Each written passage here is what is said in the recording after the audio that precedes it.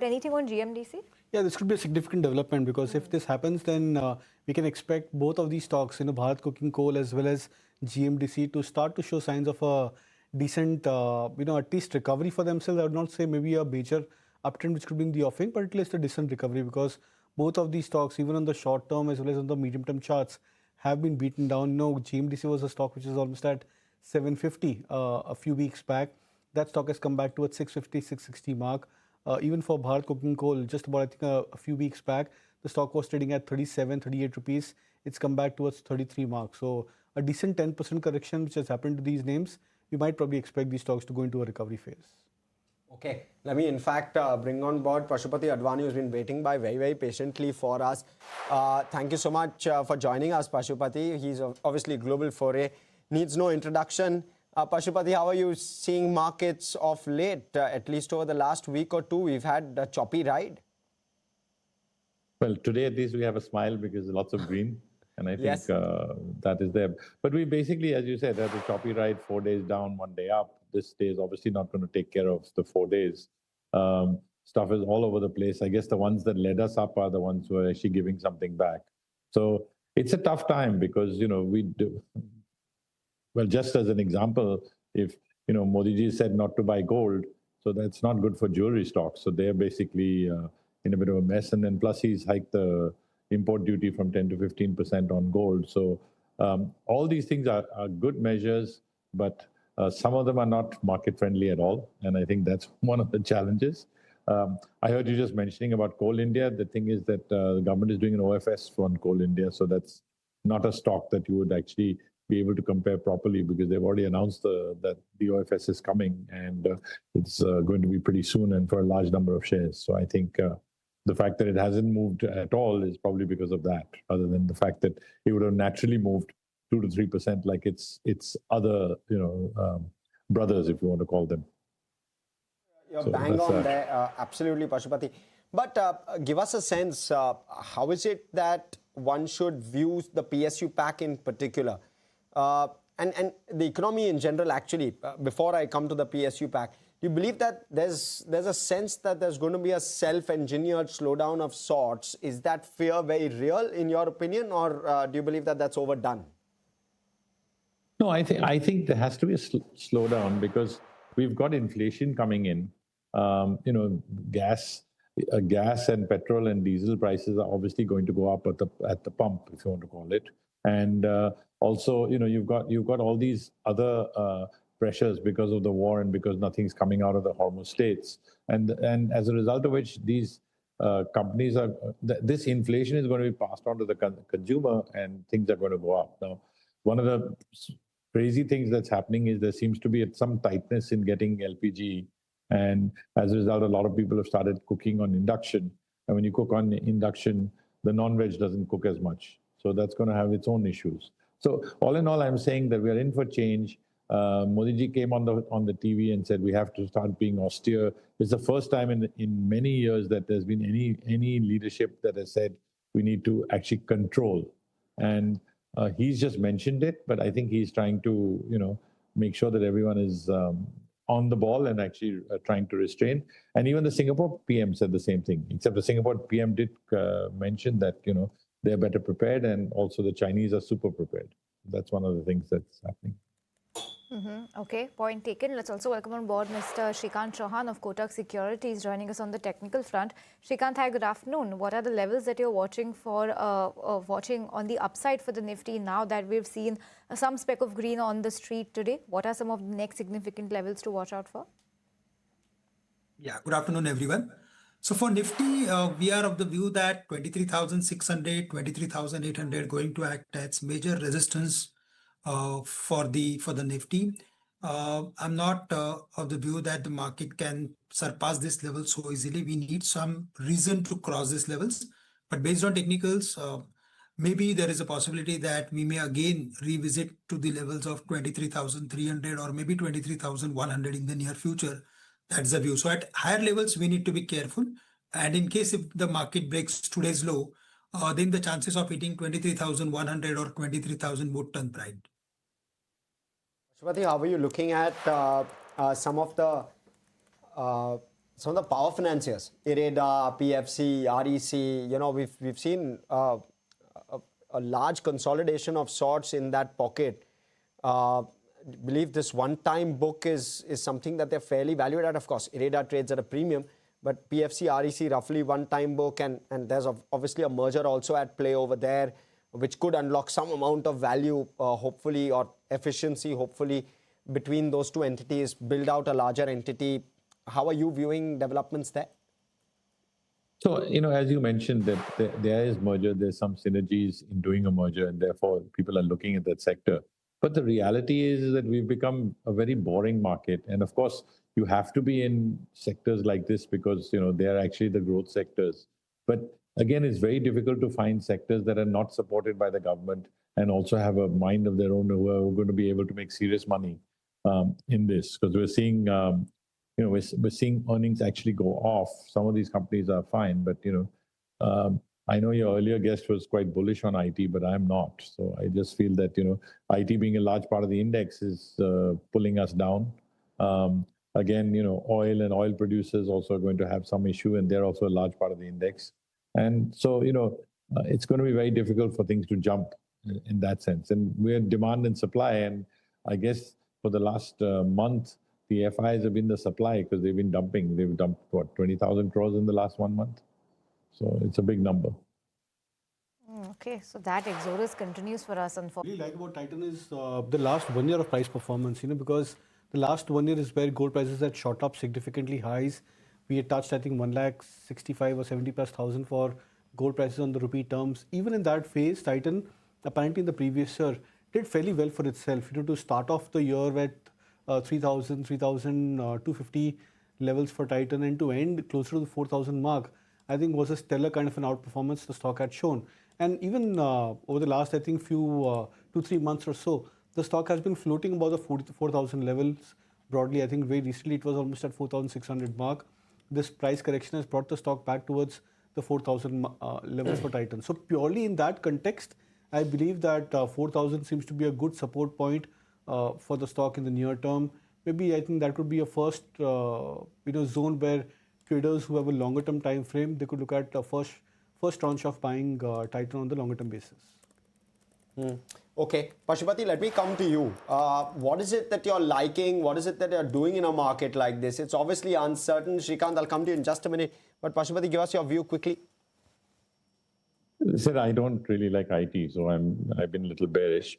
I think we need to be on the basics because the government is still continuing to spend for infrastructure. They're continuing to spend for roads, the steel, other base metals. Any company that has rare metals in it, those are the companies that you need to be where your business. And as one of your other guests mentioned earlier today, that any manufacturers that's actually doing export, they're the dream. That's the dream team. So we have to look for them. They do exist, and I'm trying very hard to find some. Okay. Shrikant, let me come to you with some of those power financiers which we spoke about. PFC, of course, buzzing in trade today on the back of numbers. But what's your take on some of those power financiers on charts? No, absolutely. I think most of these stocks have shown a good amount of upward activity in last 2 months. In last 10 days, if we see, then most of them have corrected from their immediate highs. But at current levels, most of them are quite attractive, especially PFC. We are specifically bullish on it, and we are of the view that 400 is now going to act as major resistance, major support for the stock. I'm not expecting stock to fall below the levels of 420, but if there is a positional view, then keep a stop loss at 400. Hold on to it. I think the stock is going to surpass its previous high. That's the view. If we go through with its with few other stocks, then in that IREDA, there also the stock was around 128, 130 levels yesterday. Today we are seeing some bounce back, but broadly there also we are expecting gradual upward activity towards the levels of maybe 150, 160. So yes, REC, PFC, IREDA, I think these are the stocks to keep on the watch list. Okay, so that's on some of the power.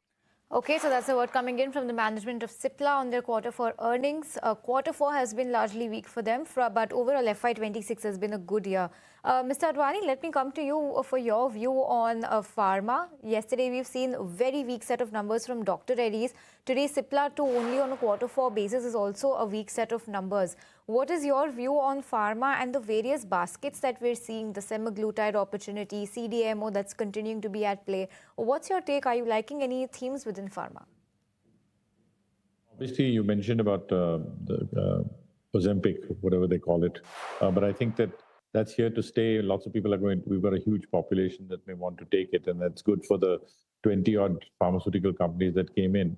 I think those Pharma is going to continue to just chug along, and since it is export driven, and there is it has a logistical issue right now because things are not moving. But once they do start moving, then I think they will be back in business again, and the sort of temporary hiccup that they've had will go away.